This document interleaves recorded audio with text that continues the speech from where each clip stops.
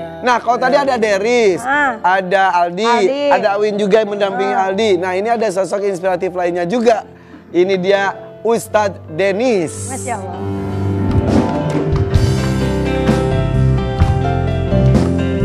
Woi, Masya Allah. Sehat. Wih. Ustadznya ganteng banget. Iya. Ustadz silakan. Gak apa-apa, udah di situ aja. Ini Pak Ustadz Denis Lim. Ini viral, ganteng. Udah kalau orang lihat gini kayak aktor Korea ya. Nah, mendingan kita lihat tayangan ya. Siapakah beliau? Ayo kita lihat. Ustadz Denis Lim. Wow. Dan beliau dari sini. Saya panggilnya Ustadz Denis Lim, Koh Denis Lim, atau apa enak? Koko aja lah. Koko. Kokoh. Nama juga nggak apa-apa. Emang Koko usia, aja, Koko aja. emang kelahiran tahun berapa sih? 91, Ustaz. 91, Masya Kita panggilnya Allah. Kokoh Ustadz Denis. Atau Ustadz Kokoh. Koko Ranotomo. Kalau kita flashback sebentar, pernah jadi, maaf ya, nggak apa-apa bahas. Astagfirullah, nggak apa-apa. Mudah-mudahan jadi pelajaran. Iya. Bandar judi di Thailand. Iya. Kenapa nggak jadi bandar judi di Indonesia? Udah, tapi kejar-kejaran. Ditangkep yang ada. Kalau di sana kan ada legalnya. Ada legalnya. Iya. Jadi sampai ke sana tuh gimana ceritanya? Kalau kita flashback sedikit aja. Ya awalnya diawali waktu ya ayah waktu itu sempat jatuh juga ya. Usahanya bangkrut, gulung tikar, ninggalin cukup banyak hutang. Dan waktu itu anak pertama dari 4 bersaudara. Pengen bantu mereka tapi ya belum bisa berdaya apa-apa. Dan akhirnya ada tawaran untuk ke sana awalnya. Untuk apa ke sana tuh tadinya? Waktunya awalnya diminta kerja sebagai IT-nya. Jadi ngurusin semua sistem di Ya. perjudian itu. Jadi IT-nya sih oke. Iya. Tapi ternyata Di kasino pas ternyata. ke sana tahu untuk menjadi itu. Akhirnya tanya dan dikasih tahu, tapi jujur karena lemahnya iman, jadi ya malah tergelincir ke sana. Berapa tahun? 2 tahun kerja, lalu setelah 2 tahun berhenti karena malah buka kasino sendiri, malah jadi bandar. Tambah jauh. Wow, dari ahli IT di sebuah kasino, bikin kasino sendiri, Iya. makin maju, Iya secara dunianya. titik baliknya apa? Titik baliknya ketika, sebetulnya semua big boss di sana pun ketika ditanya, lu mau selamanya hidup kayak gini? Enggak ada sih. Bahkan maaf ya, ketika mereka lagi dugem dengan mohon maaf wanita menari di sekelilingnya, di meja ada minuman keras beserta drugs, narkoba. Kalau ditanya apa yang paling mereka inginkan, pengen di kasur hangat, dikelilingi anak cucu, pengen wafat dalam keadaan tenang seperti itu. Sebetulnya. Dan Jadi Bos-bos itu, bos-bos. iya, para big Jadi boss sebetulnya di kondisi seperti itu mereka nggak bahagia. fana ya. Jadi bahkan mereka untuk bisa bahagia harus pakai itu dulu. Bahkan sebagian dari mereka untuk bisa tidur pun harus konsumsi obat. Kalau enggak benar-benar nggak bisa tidur. Karena pikirannya terus kemana-mana mungkin. Kosong. Ya, pikirannya kosong. itulah hati yang tidak ada Allah. Oke, Jadi seperti itu. akhirnya kamu pribadi ketika Ya akhirnya sadar, oke, berarti nggak akan selamanya. Yang udah lebih kaya pun pada seperti itu. Dan izin Afwan dulu ayah pun juga sempat jadi bandar judi sebelum akhirnya pada beralih ke online. Tapi sama, nggak ada yang happy ending. Tapi ya karena masih lemahnya iman, nggak semua orang akhirnya berani untuk lepas dari itu semua. Oke, maaf. Ninggalin. Maaf ya. Saat itu sudah muslim.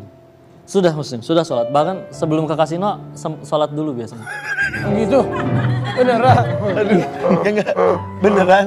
Iya. Jadi Karena apa ya, sudah mulai dijadikan kebiasaan gitu.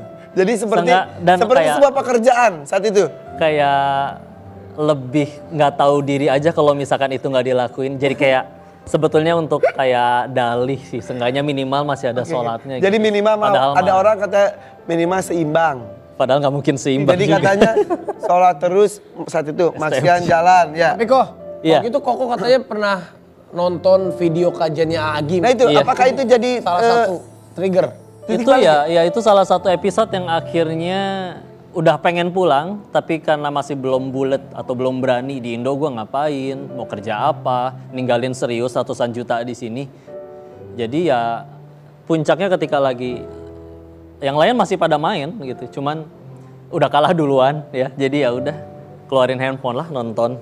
Hah? Yang muncul Jadi di tempat kasino iya. lu judi. lu kalah, tapi kan harus tetap stay di situ. Sambil nunggu, lu buka HP, nonton Agim. Terus. Ya, di situ Allah takdirkan lisan beliau, Masya Allah, menyampaikan suatu nasihat yang akhirnya langsung beli tiket pulang.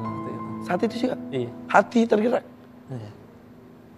Pulang ke Indonesia langsung ke Agim. Sempat belajar dengan guru-guru di Indo dulu sampai akhirnya 2019 Darut Tauhid buka pesantren kader dakwah namanya. Yang di situ memang full dibeasiswakan tapi ada kayak diuji dulu, dites dulu. Jadi 2 tahun setelah pulang sih akhirnya baru ketemu di Darut Tauhid. Pertama ketemu gimana? Orang yang menggerakkan hati lu, terus ketemu langsung gimana?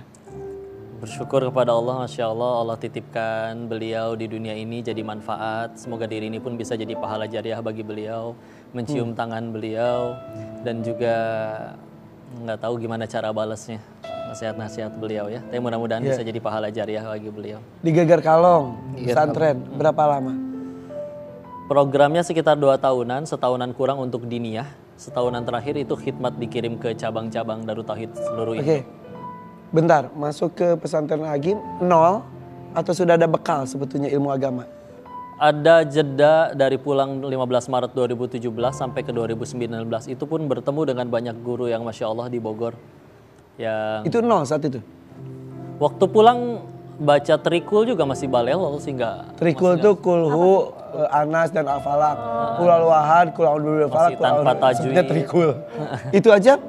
Masih tanpa tajwid, Oke. masih mungkin pasti salah lah, pasti masih salah-salah bacanya waktu itu. Pulang.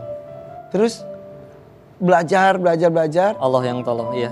Allah pertemukan dengan guru-guru yang ada kiai, bahkan kalau orang di Bogor insya Allah kenal beliau. Ngajar di masjid dekat rumah. Datang ke situ Allah gerakan hati beliau, beres beliau ngajar disamperin, diminta datang ke rumah, Bapak mau ajarin. Silakan tanya apa aja. Itu kalau misalkan bandel, nggak mau datang, diteleponin dicari. Dan kalau udah nginep di rumahnya dibangunin dari jam 2 malam, diajak tahajud yang benar-benar berdiri 2 jam nggak berhenti-berhenti, baca surat yang panjang. Dan itu diminta terus-menerus datang, silakan tanya apa saja, silakan mau belajar apa saja, sampai mikir, beliau tuh kiai mau-maunya ngurusin seorang Cina tersesat kayak gini gitu. Tapi sampai satu titik beliau selesai tahajud sambil nunggu azan Isya, berdoa dengan tulus, mohon maaf ya subuh, dengan tulus sampai meneteskan air mata minta, Denis Bapak doain suatu saat Denis jadi mubalik ya. Mau ngajarin apa Bapak? Orang sini pulang ke Indonesia aja pengen tobat, nggak ngerti apa-apa. Ya ajarin apa saja, kan tugas kita bukan ngubah manusia. Kalau orang berubah gara-gara setelah ngobrol sama kita, itu Allah yang ngubah bukan kitanya. Kalau orang nggak jadi baik setelah ketemu sama kita, ngobrol sama kita, selagi niat kita benar tetap jadi nilai di sisi Allah, pahala di sisi Allah. Nggak ada ruginya sama. Dan akhirnya Denis sudah seperti ini. Nanti setelah yang satu ini kita minta Ustadz Kokoh Denis untuk tausiah di sini dan juga menjawab pertanyaan-pertanyaan dari netizen. Aldi juga boleh tanya. Boleh, Aldi juga boleh tanya. juga ya. Dah, yang kemarin tetap di FVP for your pagi.